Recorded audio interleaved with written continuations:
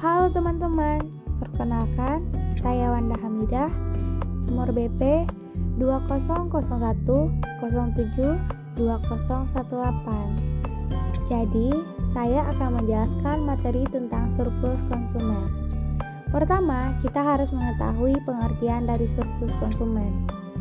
Surplus konsumen adalah kelebihan kesejahteraan yang diperoleh konsumen ketika dia mengonsumsi suatu barang yang dibelinya dengan harga yang lebih rendah daripada kemauannya untuk membayar. Rumus mencari surplus konsumen yaitu 1/2 dikali QE dikali delta P, di mana QE adalah kuantitas permintaan pada titik equilibrium di mana permintaan dan penawaran adalah sama. Sedangkan delta P adalah P maksimum dikurang PE. P maksimum adalah harga yang bersedia dibayarkan oleh konsumen, sedangkan PE adalah harga pada equilibrium di mana permintaan dan penawaran sama.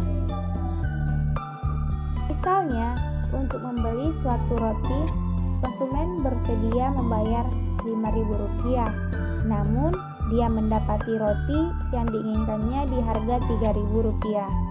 Maka kelebihan harga sebesar Rp2.000 adalah surplus yang dinikmati oleh konsumen. Secara grafis, surplus konsumen adalah segitiga di atas harga pasar atau harga equilibrium dan di bawah kurva permintaan. Sedangkan area di atas tingkat penawaran dan di bawah harga equilibrium disebut surplus produksi. Selanjutnya, apa sih kaitan surplus konsumen dengan elastisitas harga dari permintaan?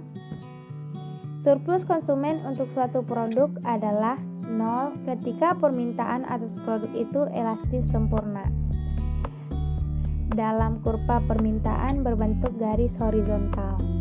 Tetapi, ketika permintaan benar-benar tidak elastis, atau perfectly inelastic, surplus tidak terbatas karena perubahan harga produk tidak mempengaruhi permintaan. Baiklah, saya akan melanjutkan materi yang disampaikan oleh rekan saya sebelumnya, materi kurva kepuasan sama. Untuk menggambarkan kurva kepuasan sama, perlu dimisalkan bahwa seseorang konsumen hanya akan membeli dan mengkonsumsi 2 macam barang saja, contohnya makanan dan minuman. Pemisalan lain adalah cita rasa masyarakat tidak berubah dan konsumen bebas untuk menentukan kombinasi barang makanan dan pakaian yang diinginkannya. Jadi, kurva kepuasan sama dapat didefinisikan sebagai suatu kurva yang menggambarkan gabungan barang-barang yang akan memberikan kepuasan yang sama besarnya. Ini adalah contoh dari tabel kurva kepuasan sama. Tabel 8.1 yaitu daftar gabungan makanan dan pakaian yang memberikan kepuasan yang sama besar. Dan ini adalah kurva kepuasan sama. Perhatikanlah perubahan yang berlaku apabila konsumen menukar gabungan barang yang dikonsumsinya dari gabungan A menjadi gabungan B. Perubahan ini menaikkan konsumsi pakaian dari 2 menjadi 3 unit dan kenaikan ini dimungkinkan oleh pengurangan konsumsi makanan dari 10 unit menjadi 7 unit. Keadaan ini berarti bahwa untuk mempertahankan tingkat kepuasan yang dinikmati konsumen tersebut, maka kenaikan konsumsi 1 unit pakaian harus dibayar dengan pengurangan 3 unit konsumsi makanan. Penggantian ini menggambarkan besarnya pengorbanan ke atas konsumsi sesuatu barang makanan untuk menaikkan konsumsi suatu barang lainnya pakaian, dan pada waktu yang sama tetap mempertahankan tingkat kepuasan yang diperolehnya. Baiklah, selanjutnya saya akan menjelaskan tentang garis anggaran pengeluaran. Konsumen tidak dapat memperoleh semua barang yang diinginkannya sebab ia dibatasi oleh pendapatan yang dapat dibelanjakan. Dengan demikian, persoalan yang dihadapi setiap konsumen adalah bagaimanakah ia harus membelanjakan pendapatan yang ada padanya sehingga pengeluaran tersebut menciptakan kepuasan yang paling maksimum kepadanya. Dengan menggunakan kurva kepuasan, sama saja masalah ini tidak dapat dipecahkan.